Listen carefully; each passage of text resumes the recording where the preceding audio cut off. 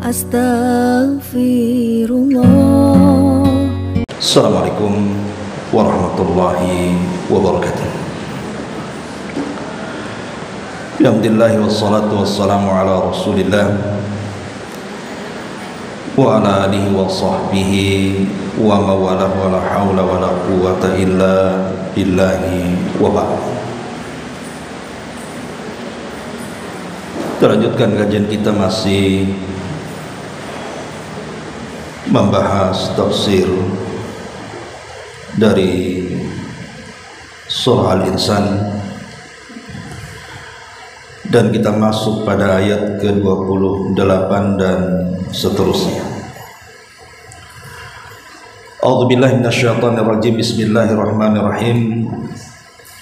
Nahnu khalaqnahum wa shaddadna asrahum wa idza syi'na baddalna amsalahum tabdila. Inna hadhihi tadhkirah faman syaa'a ittakhadha ila rabbih sabila wa ma tasyauna illa an yasha Allah innallaha kana aliman hakima. Yudkhilu man yasha fi rahmatihi wadh-dhalimina a'adda lahum 'adzaban alima.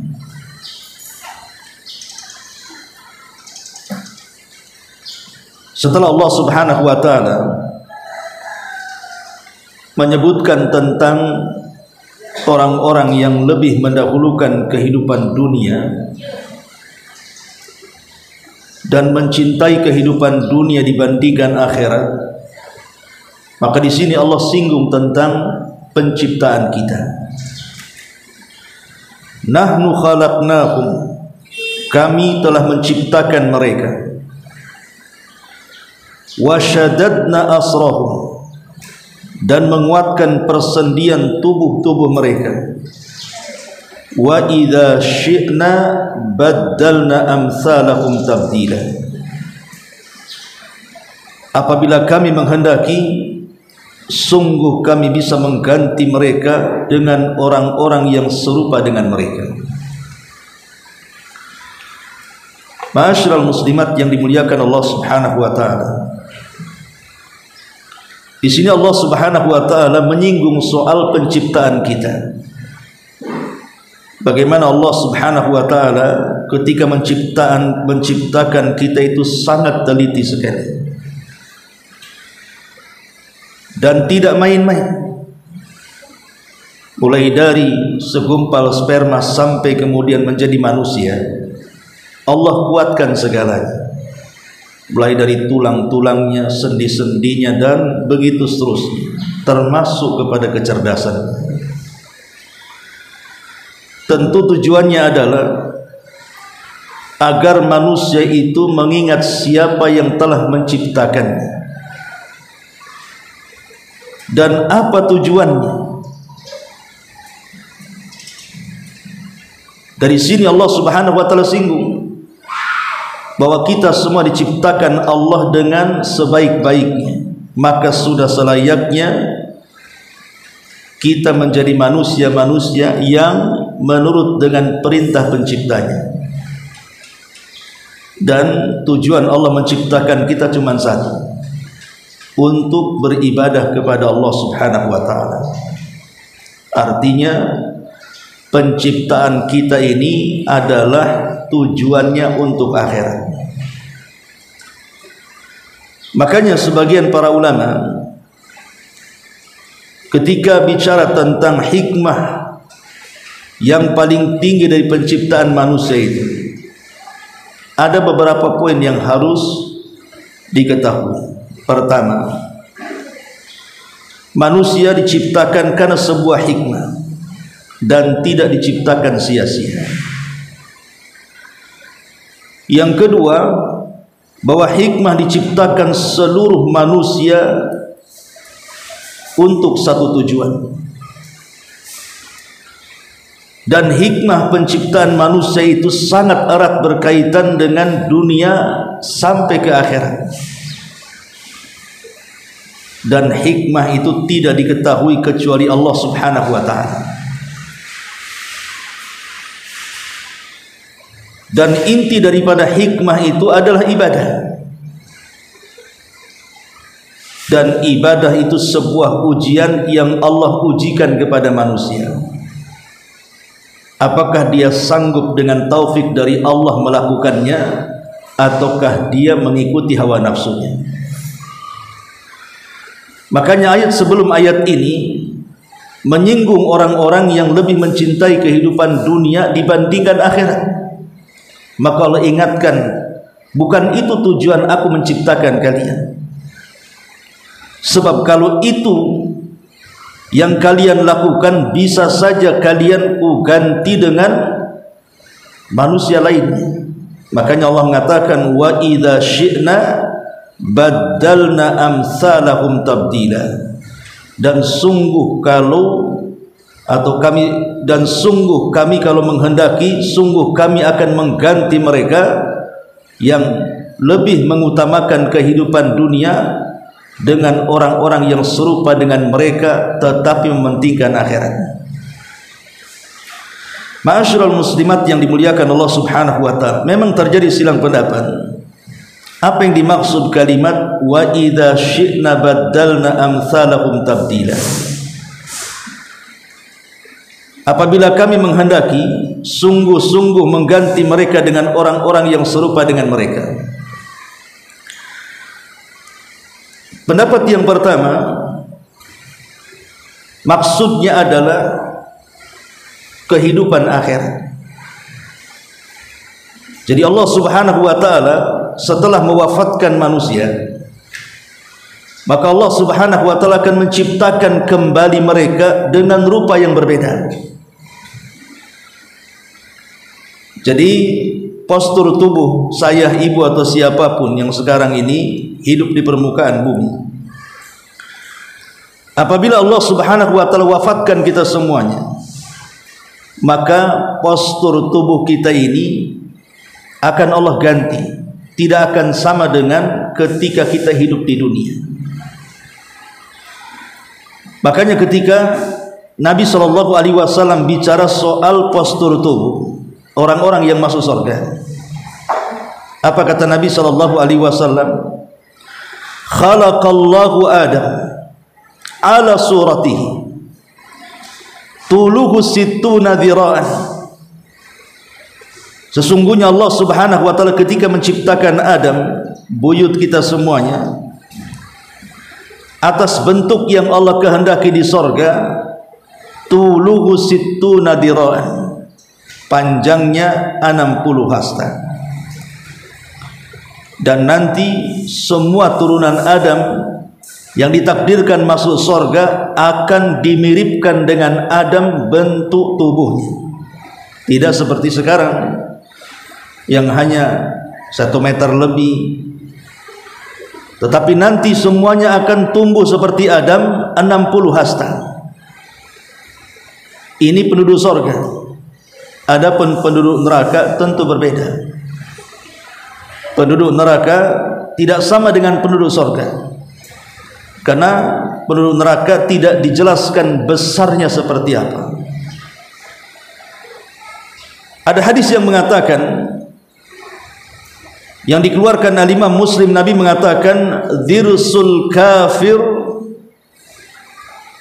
mithlu uhudin. Dirsul kafir maksudnya gigi seorang kafir. Satu giginya saja seorang kafir itu sebesar gunung Uhud. Baru giginya, cuma mukanya gitu ya. Dalam riwayat yang lain, ketika Nabi SAW menjelaskan tentang besarnya penduduk neraka, kata Nabi SAW, ma baina mankibai al-kafiri finnar masirata thalathati ayyamin lirraqibil muslim. Kata Nabi SAW, di antara dua bahu orang kafir itu perjalanan 3 hari orang yang mengendarai dengan sangat cepat sekali. Antara bahu sini ke sini, ya, itu seperti orang mengendarai dengan sangat cepat selama 3 hari. Ini menggambarkan bahwa penduduk neraka itu jauh lebih besar dibandingkan penduduk surga. Adapun hikmahnya kenapa kemudian dibesarkan, sebagian ulama mengatakan supaya mudah untuk diazab, mudah untuk disiksa. Inilah yang kemudian dikatakan dalam Al-Quran, wa idza syi'na baddalna amsalahum tabdila. Apabila kami berkehendak, kami sungguh mengganti mereka dengan orang-orang yang serupa dengan mereka. Maksudnya mengganti di sini, mengganti setelah kematian. Mereka dihidupkan tetapi diganti postur tubuhnya. Ini satu penafsiran. Penafsiran yang kedua,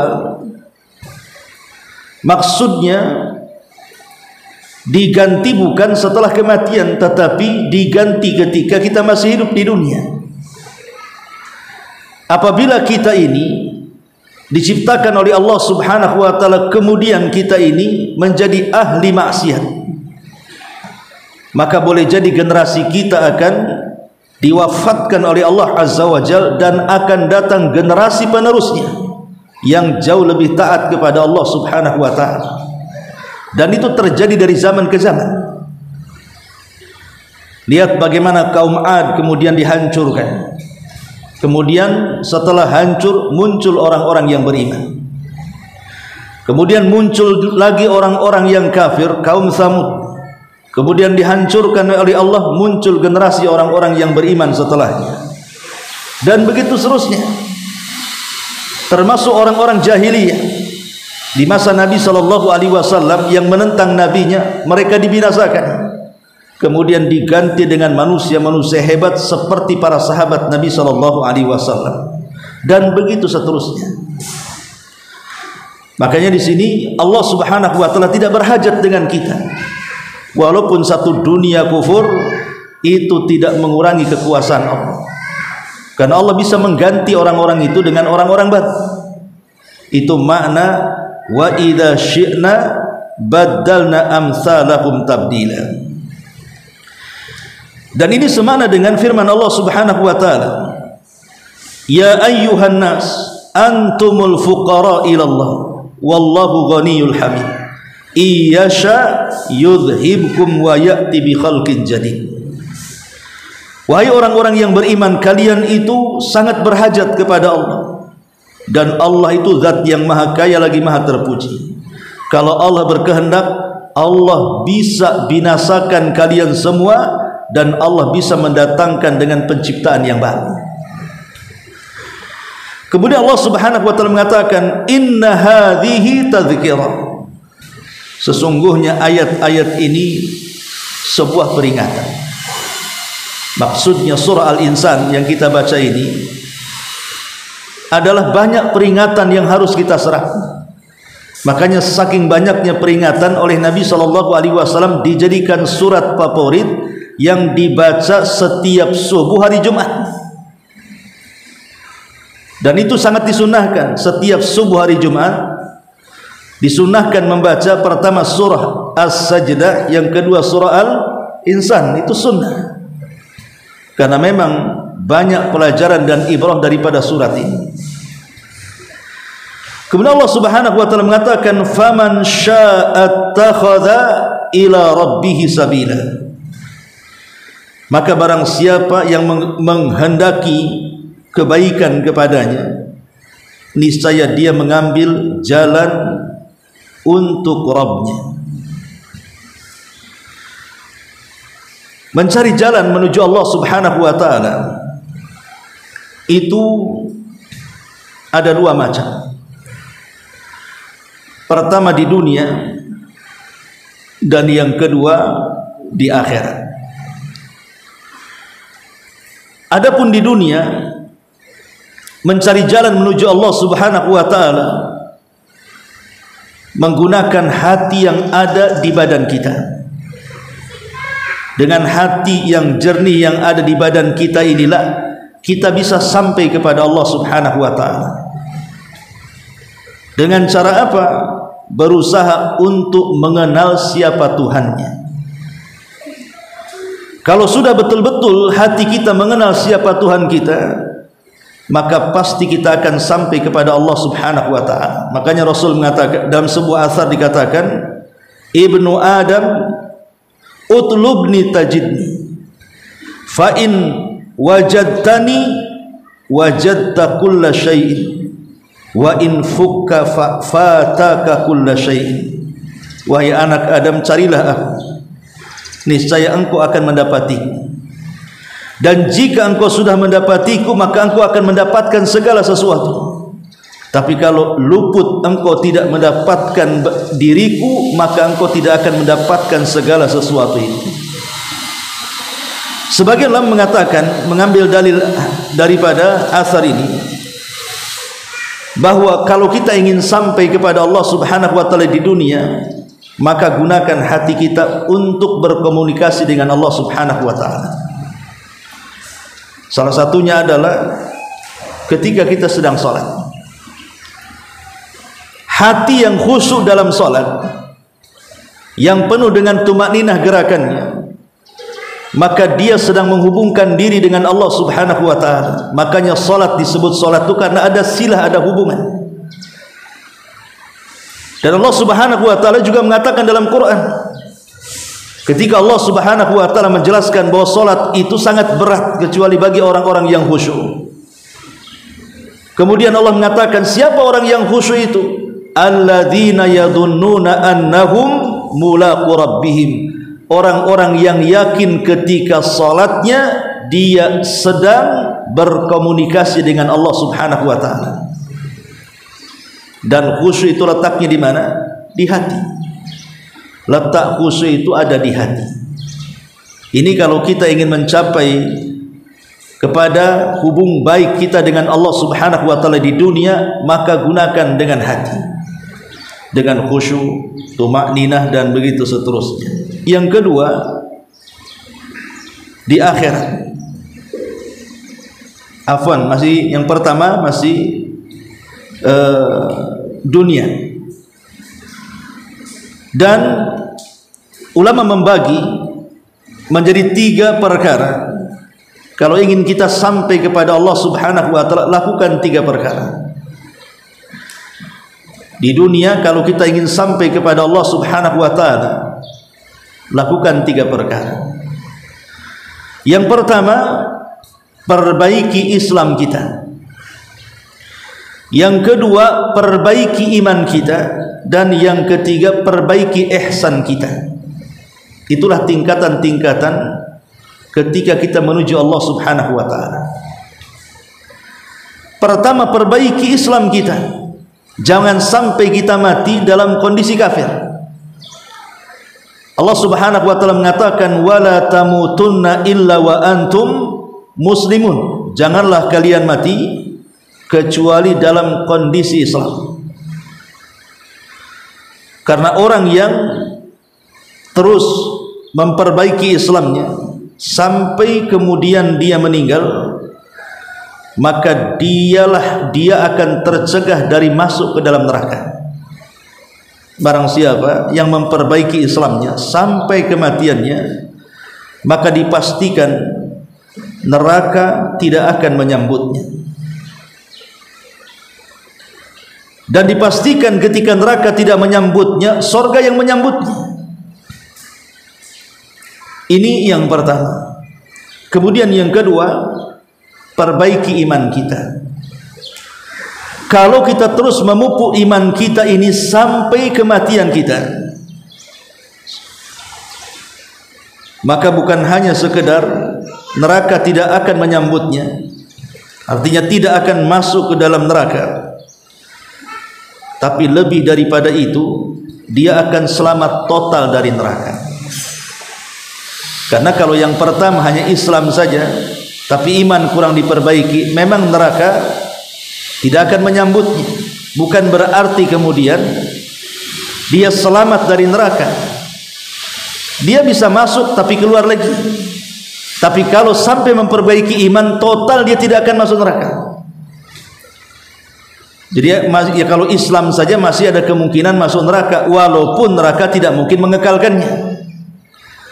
Tapi yang kedua ini total sama sekali menyentuh neraka pun tidak. Kemudian yang ketiga, perbaiki ihsan kita. Karena ihsan kita ini yang mengangkat derajat kita di sorga. Bukan hanya kita terbebas total dari neraka, dimasukkan ke dalam sorga, tapi juga ada tambahan. Dia diizinkan untuk terus memandang Rabbnya. Inilah 3 perkara caranya kita sampai kepada Allah Subhanahu wa ta'ala dari 3 jalur ini. Islam, dengan Islam berarti kita tidak dikekalkan di neraka, bukan berarti tidak masuk neraka. Masuk tapi tidak dikekalkan. Kemudian meningkat kepada iman, bukan hanya tidak dikekalkan, tidak masuk pun ke neraka. Kemudian yang ihsan ini dimasukkan ke dalam surga dan diangkat derajatnya di surga. Inilah 3 perkara yang bisa menghubungkan kepada jalan Allah Subhanahu wa ta'ala. Dan itu kalau dirangkum dari 3 perkara ini adalah dengan senantiasa menjaga dari hal-hal yang telah diwajibkan Allah kepada kita, kemudian lanjutkan dengan yang sunnah-sunnah yang diperintahkan kepada kita. Ma'asyiral muslimat yang dimuliakan Allah Subhanahu wa ta'ala. Kemudian Allah mengatakan, wa ma tasyauna illa an yasha Allah, innallaha kana aliman hakima. Dan kamu tidak mampu menempuh jalan itu, maksudnya menempuh jalan menuju Allah Subhanahu wa ta'ala, kecuali bila dikehendaki oleh Allah Subhanahu wa ta'ala. Sungguh Allah maha mengetahui lagi maha bijaksana. Kita tahu bahwa geraknya kita untuk menuju jalan Allah dengan cara beribadah, seperti ibulah melangkahkan kaki dari rumah ke sini, itu tidak mungkin terjadi kecuali karena taufik dari Allah Subhanahu wa ta'ala.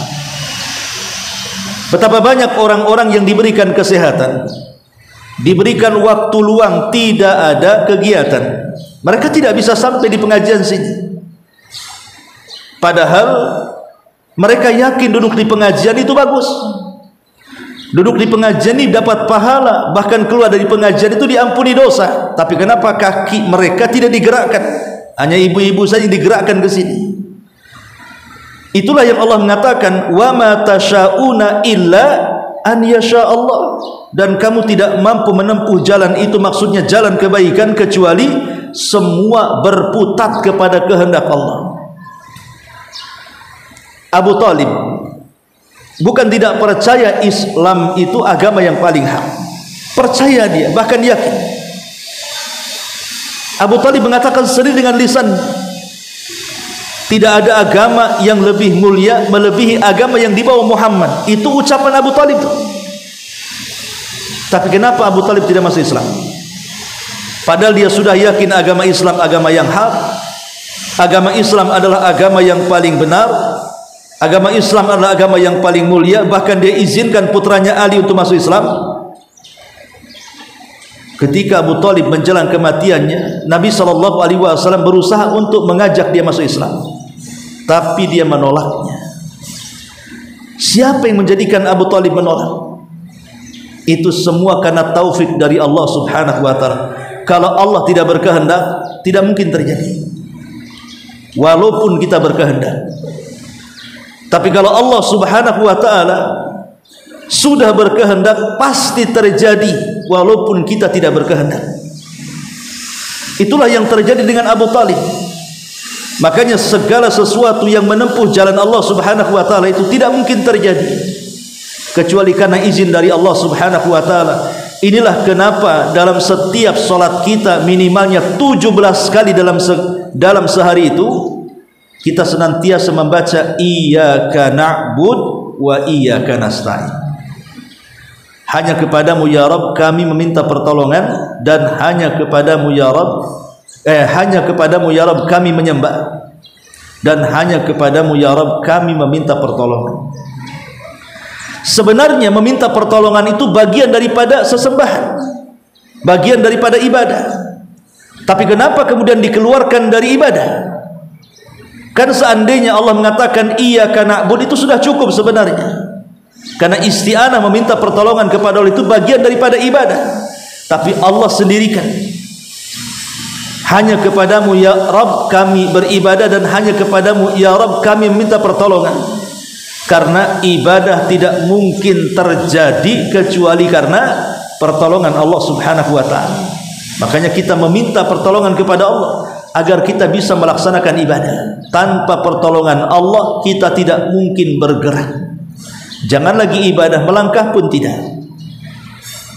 Lah dari sini kita tahu bahwa segala sesuatu itu atas kehendak Allah Subhanahu wa ta'ala. Walaupun kita ini punya kehendak, tapi kehendak kita juga harus mengikut kehendak Allah Subhanahu wa ta'ala.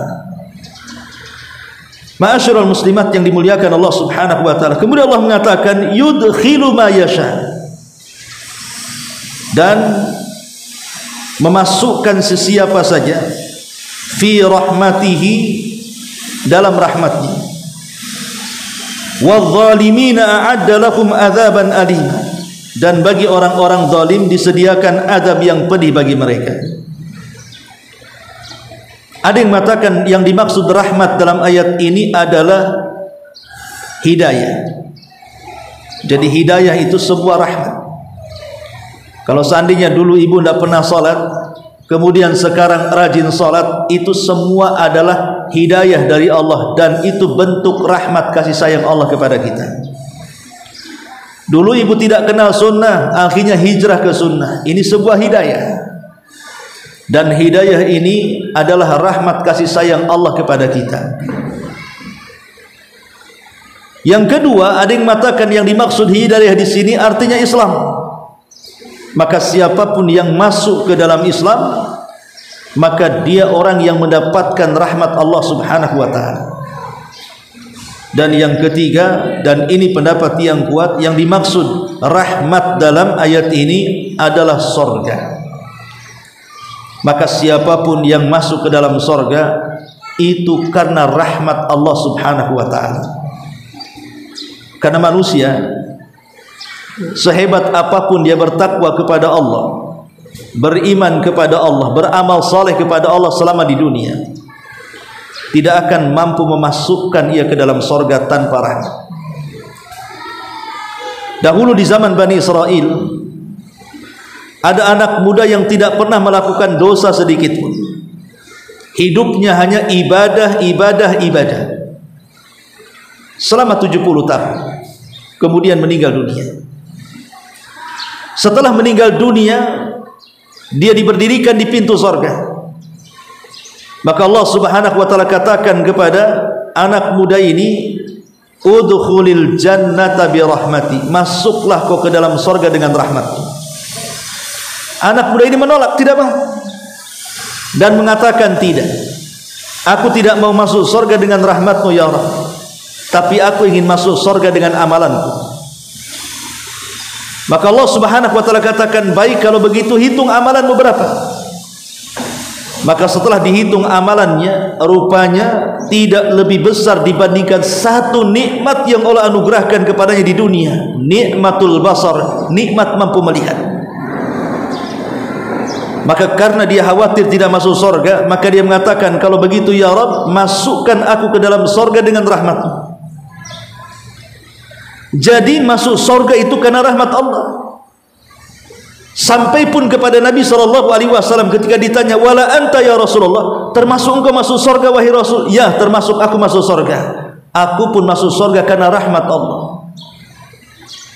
Kalau seandainya sekelas Nabi SAW yang jelas pahalanya segudang, dia tidak bisa mengandalkan amalannya untuk masuk ke dalam surga, kecuali karena rahmat Allah dia masuk ke dalam surga. Bagaimana kita? Kita tidak siap, tidak sebanding dengan Nabi. Tiba-tiba kita ingin masuk surga dengan amalan kita? Tidak, kita masuk surga itu karena rahmat. Tetapi ingat, walaupun demikian rahmat itu akan dicurahkan kepada kita karena kita selalu mendekat kepada Allah Azza wa Jalla dengan ibadah. Ma'asyiral muslimat yang dimuliakan Allah Subhanahu wa taala. Makanya di sini Allah mengatakan yudkhilu ma yasha fi rahmati. Dan Allah memasukkan siapa yang dikehendakinya ke dalam rahmatnya, maksudnya ke dalam surga. Wadh-dhalimina 'adda lahum 'adzaban alima. Sementara orang-orang zalim telah disediakan azab yang pedih masuknya, maksudnya neraka. Ma'asyiral muslimat yang dimuliakan Allah Subhanahu wa taala, tentu rahmat Allah ini sangat luas yang Allah berikan kepada hamba-hambanya. Di antara perkara-perkara yang bisa meraih rahmat Allah Subhanahu wa taala, pertama, taqwallahi azza wa jalla. Kalau ingin mendapatkan rahmat Allah, dengan rahmat itulah kita masuk surga, maka lakukan perkara-perkara ini. Pertama, pupuk ketakwaan kita kepada Allah, menjalankan perintah dan berusaha menjauhi larangan. Karena Allah Subhanahu wa taala mengatakan, wa rahmati wasi'at kulla syai'in fasa'aktubuha lilladzina yattaqun. Sesungguhnya rahmatku mencakup segala sesuatu, dan aku akan catat rahmatku bagi orang-orang yang bertakwa. Ini yang pertama. Yang kedua, al-ihsan, senantiasa berbuat kebajikan dan kebaikan, mudah menolong orang.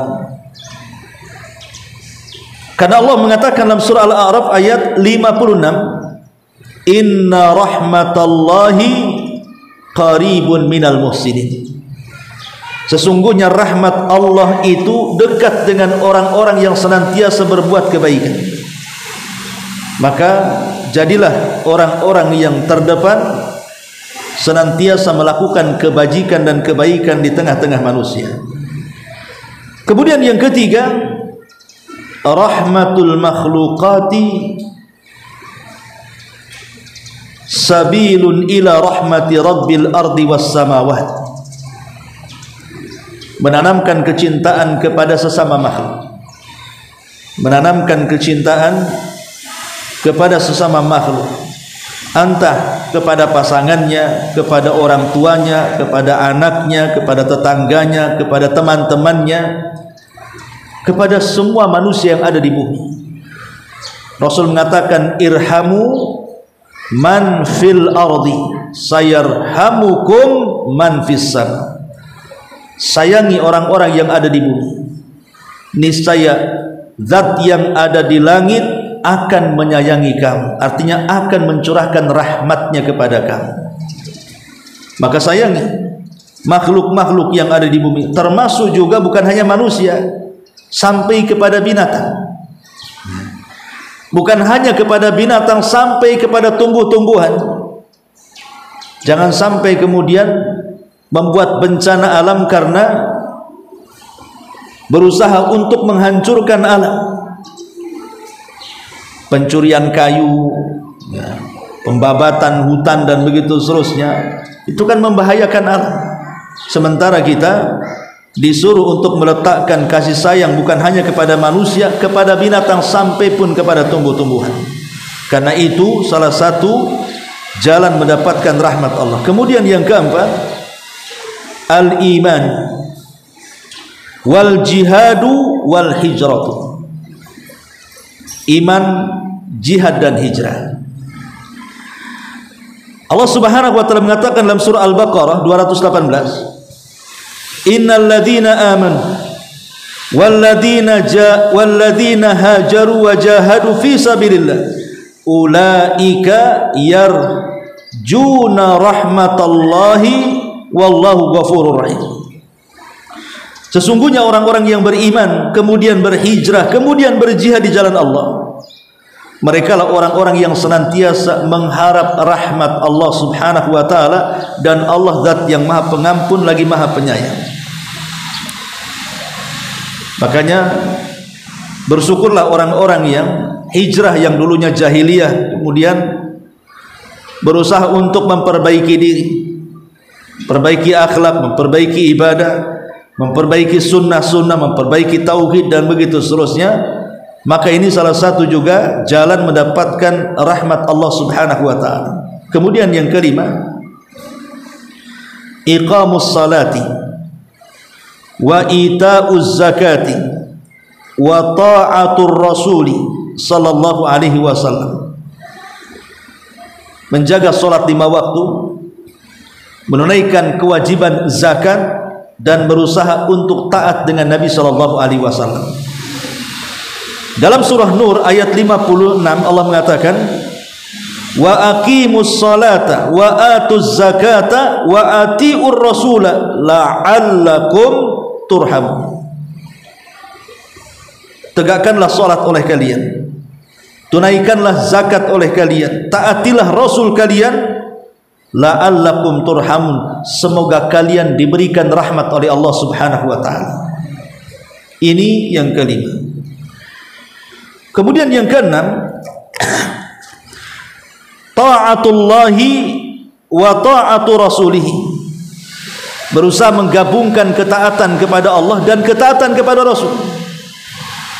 Dan itu dijelaskan di dalam surah Al-Imran 132, wa atiullaha war rasul la'allakum turhamun.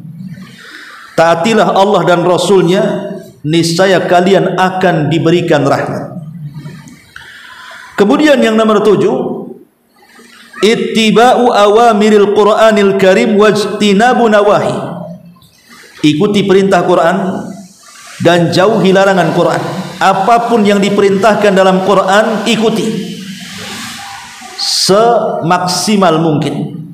Apapun yang dilarang Al-Quran tinggalkan dan jauhi. Allah Subhanahu wa taala berfirman dalam surah Al-An'am ayat 155, wa hadza kitabun anzalnahu mubarakun fattabi'uhu wattaqu la'allakum turhamun. Inilah Al-Quran yang kami turunkan, yang di dalamnya penuh dengan berkah. Ikutilah Al-Quran dan bertakwalah agar kalian diberikan rahmat oleh Allah Subhanahu wa taala. Maka orang-orang yang mengagungkan Quran dari membacanya, mempelajarinya, mengamalkannya, maka itulah orang-orang yang akan mendapatkan rahmat Allah Subhanahu wa taala. Kemudian yang nomor 8, al-istima' al-insat li tilawatil Quran. Berusaha untuk mendengar kalau ada orang-orang yang membaca Quran di samping kita. Mendengarkan Al-Quran. Dalam surah Al-A'raf Allah mengatakan ayat ke-204, wa idza quri'al Qur'an fastami'u lahu wa ansitu la'allakum turhamun.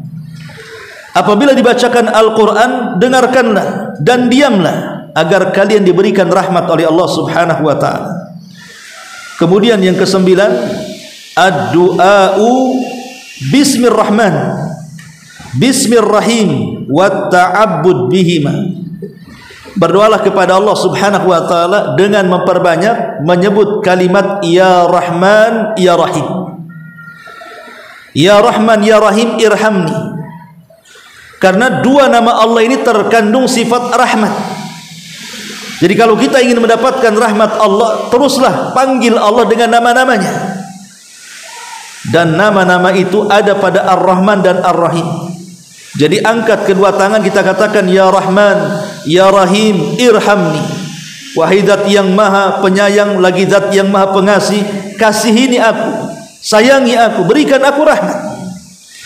Dan yang terakhir adalah al-iktsar minal istighfar.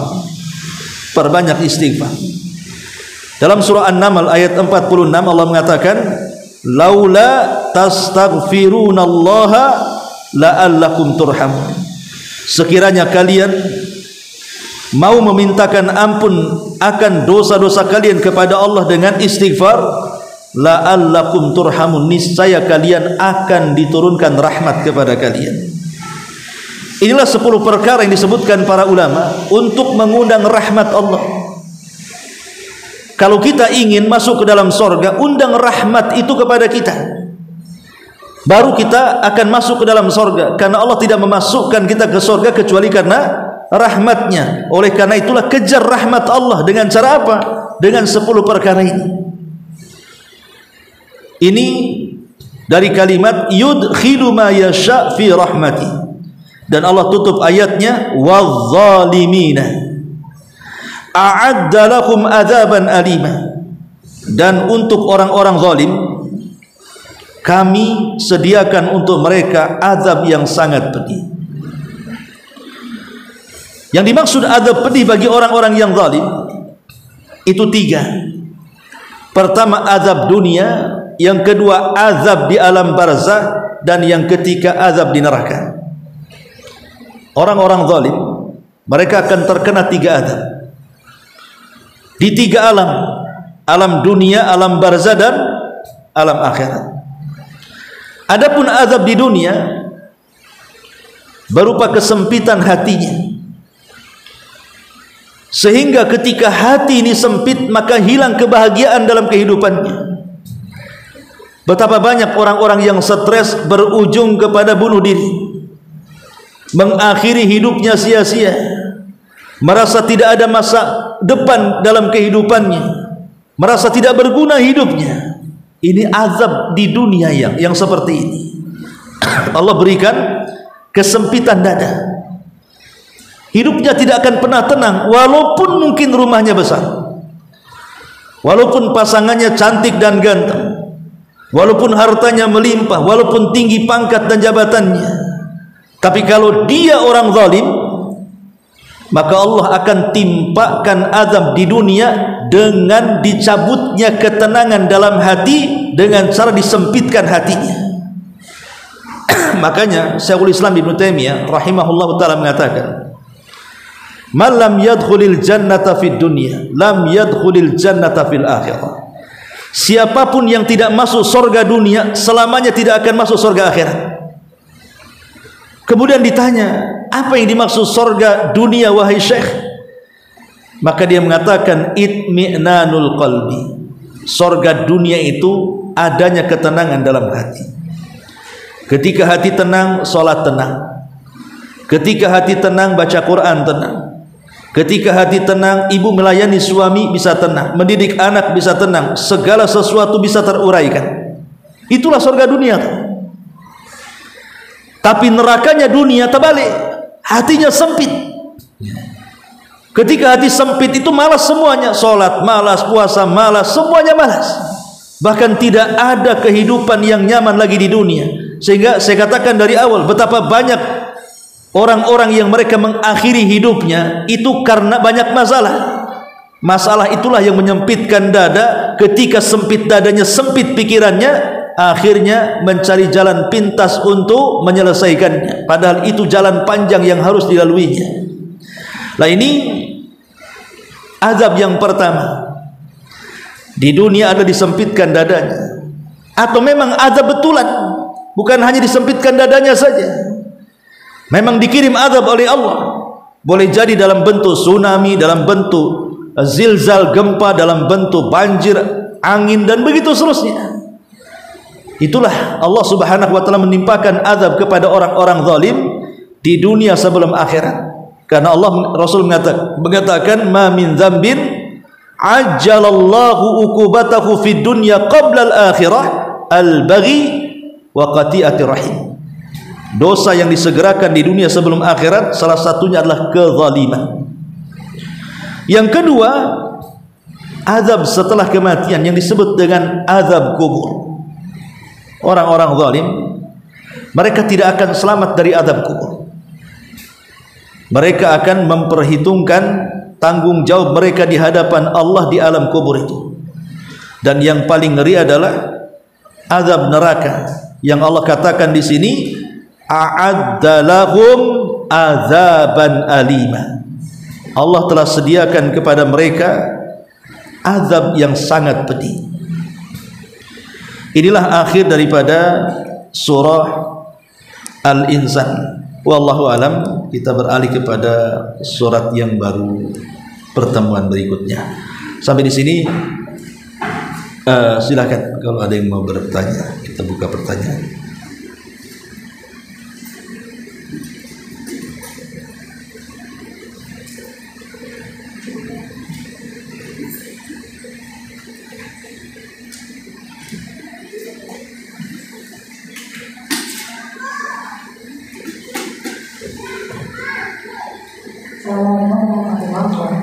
Waalaikumsalam. Ini saya pertanyaan kalau kehendak kita itu tidak akan terpenuhi kecuali kalau Allah berkehendak. Jadi gimana caranya supaya kehendak kita itu sefrekuensi sama kehendak Allah? Iya. Yang kedua, kalau setiap yang kita lakukan kita cerita orang tadi, walaupun dia mengakui hak saudara satu orang dengan hak, tapi beliau tidak bisa mengislamkan Allah tidak berkehendak. Jadi apakah itu termasuk dalam memang catatannya kalau masuk saja Allah itu tidak masuk Islam walaupun yang mengakuinya. Jadi bagaimana apakah kita itu sudah ditetapkan di dalam masuk apapun terjadi dalam kehidupan kita, apakah itu bisa melihat berganti atau silakan ada ditambah? Iya. Ya, kita gabungkan saja jawabannya. Ya, alhamdulillah. Kita tahu bahwa manusia itu diberikan kehendak. Siapa yang memberikannya? Allah Subhanahu wa taala.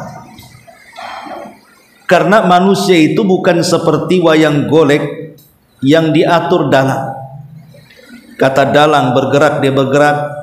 Kata dalang mati, dia mati. Kata dalang ke kanan, dia ke kanan, ke kiri, ke kiri. Tidak. Manusia itu bukan seperti itu. Sebab kalau manusia itu seperti wayang digerakkan dalang, berarti kalau dia masuk ke dalam neraka, Allah zalim di sini. Berarti kan Allah yang berkehendak dia masuk neraka. Bukan seperti itu. Ini pemahaman Jabriyah namanya.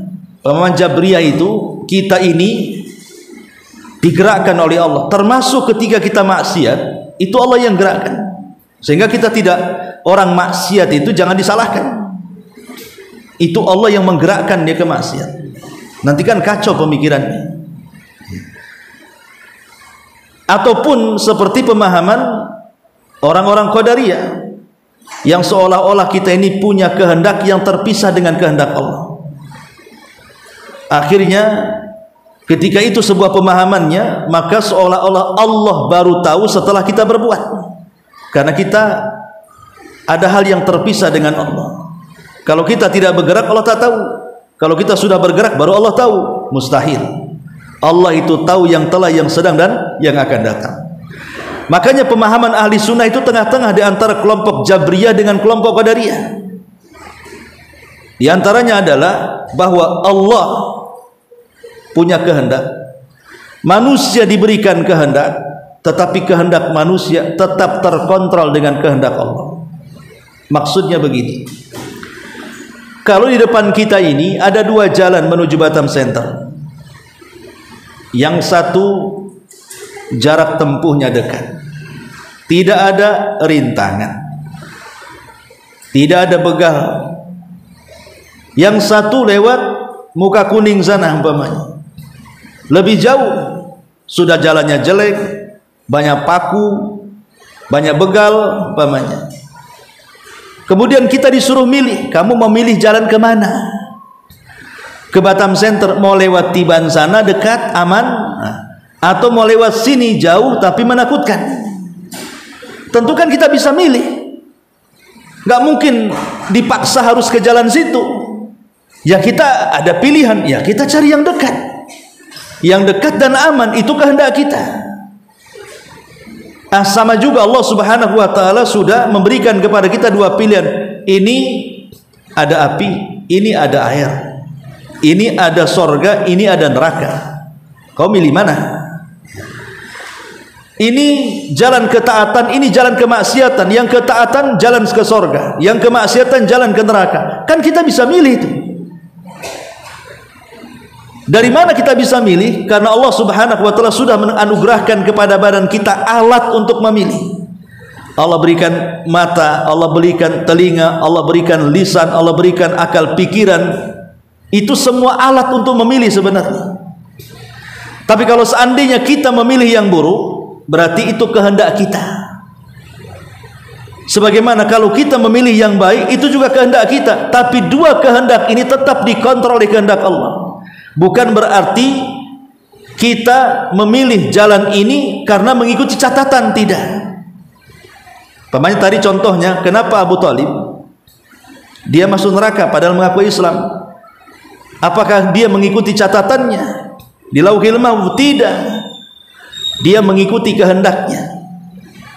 Yang kehendak itu tidak lepas dari kehendak Allah Subhanahu wa taala. Sebab kalau seandainya semua manusia mengikuti catatannya, catatan Allah Subhanahu wa taala, berarti manusia itu dipaksa namanya. Harus mengikut catatan. Kenapa Abu Talib mati? Ya memang catatannya seperti itu, harus kafir. Kenapa Fir'aun kafir? Ya memang begitu catatannya. Anda bisa. Pertama, karena kita tidak tahu catatan kita. Emangnya tahu saya ibu catatan kita di sorga kayak apa? Kan nggak tahu. Makanya ketika sahabat mengatakan, ya Rasulullah, kalau memang kita sudah ditakdirkan, maknanya sudah dicatat masuk neraka, buat apa kami beramal, katanya. Atau kalau seandainya kami sudah dicatat masuk sorga, katanya, ya sudah, leha-leha saja, toh juga ujungnya masuk sorga.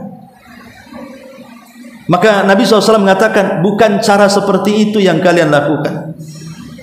Bukan mengandalkan kepada catatan, karena kalian tidak tahu catatan kalian.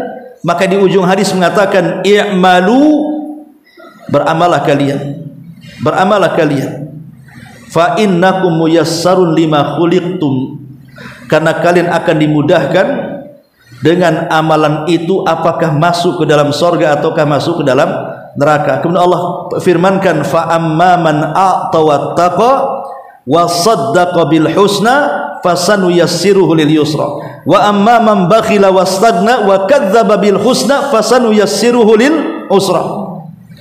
Barang siapa dalam kehidupannya dia memilih untuk bertakwa, untuk memberi dengan hartanya, dengan ilmunya, dengan pengetahuannya, dengan apa sajalah memberi, didasari dengan ketakwaan dan mengharap surga Allah Subhanahu wa taala, jalan dia sudah mudah ke surga, Allah mudahkan lagi. Tapi barang siapa yang mendustakan, bakhil dan mendustakan dan tidak yakin dengan neraka, maka jalan dia sudah sulit masuk surga, Allah sulitkan lagi.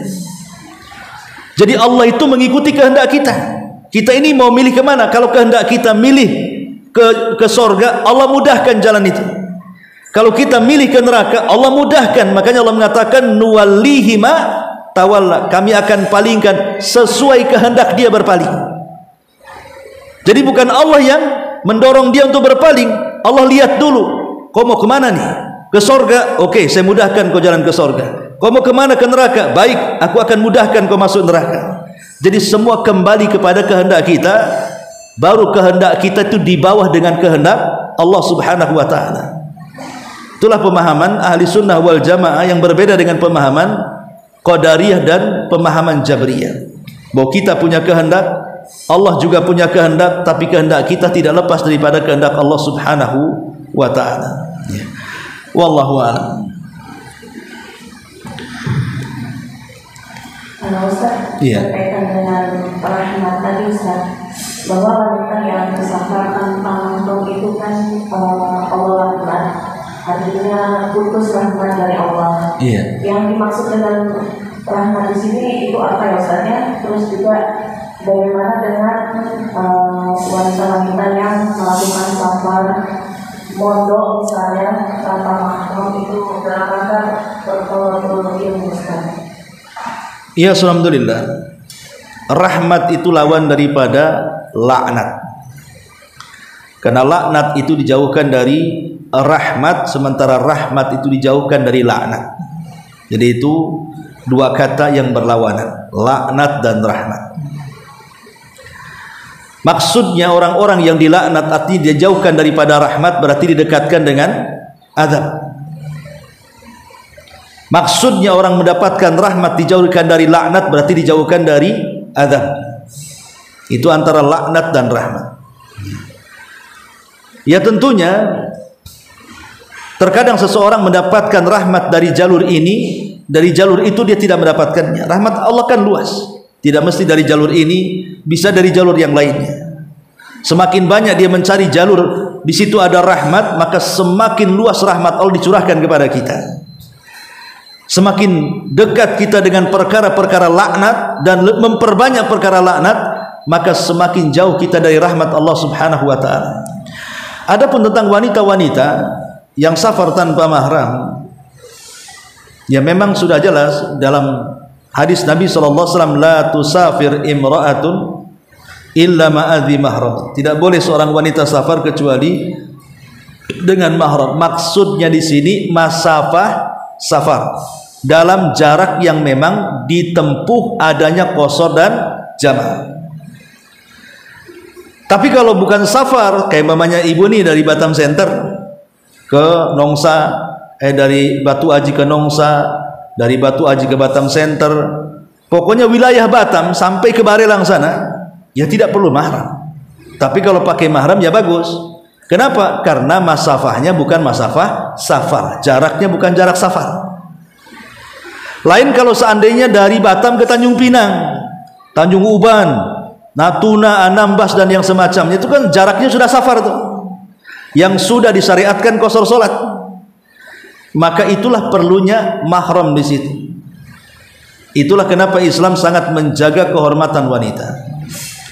Adapun tentang anak-anak yang berada di pesantren yang nun jauh di sana, yang boleh jadi tidak ada mahram, ini ada fatwa tersendiri para ulama. Jadi para ulama kontemporer, karena di zaman Rasul kan nggak ada yang seperti ini, sehingga ini harus diberikan fatwa kepada ulama. Maka ulama kontemporer membolehkan anak-anak itu di pesantren walaupun jauh dari rumah, selama kita meyakini keamanannya. Karena banyak juga pesantren-pesantren atau sekolah-sekolah tidak aman. Ada anak yang ingin kuliah di Jakarta, ya diantar sama mahramnya, sama ibu sebapaknya, sampai di sana dikoskan, rupanya bermasalah, ya kan, pergaulan bebas dan yang semacamnya. Maka kalau tempatnya aman, tidak diganggu, maslahatnya jelas, maka dibolehkan, dengan catatan ketika mengantar dan pulangnya pakai mahram. Kita antar pakai mahram, letak situ, kemudian pulang. Sama dengan kasusnya, kalau tidak salah saya bin Bas siapa ditanya tentang seorang wanita yang safar. Wanita yang safar, sementara tidak ada yang mengantar, mahramnya tidak bisa mengantarkan, tapi dia harus mendesak, harus pergi juga, karena ada sebuah hal kepentingan yang tidak bisa tidak kecuali seberangkat. Maka beliau mengatakan, antar pakai mahram ke bandara, tunggu dia sampai masuk pesawat, nanti setelah sampai jemput oleh mahram yang ada di sana, dengan catatan selama merasa aman di atas pesawat. Memang ini terjadi silang pendapat di antara ulama kontemporer, ya kan? Tapi ada rukhsah seperti itu. Lah kasusnya juga sama dengan orang yang meletakkan anak-anak di luar masafah safar sana, di luar jarak yang sudah jarak tempuh safar, boleh selama aman di perjalanannya dan aman di tempatnya. Jadi kita antar pakai mahram, sudah sampai di sana, sudah biarkan, tinggal kita pantau dari sini. Wallahu a'lam. Iya, saya kira cukup. Subhanallah bihamdika, asyhadu an la ilaha illa anta, astaghfiruka wa atubu ilaik. Allahu ta'ala alam. Assalamualaikum warahmatullahi wabarakatuh.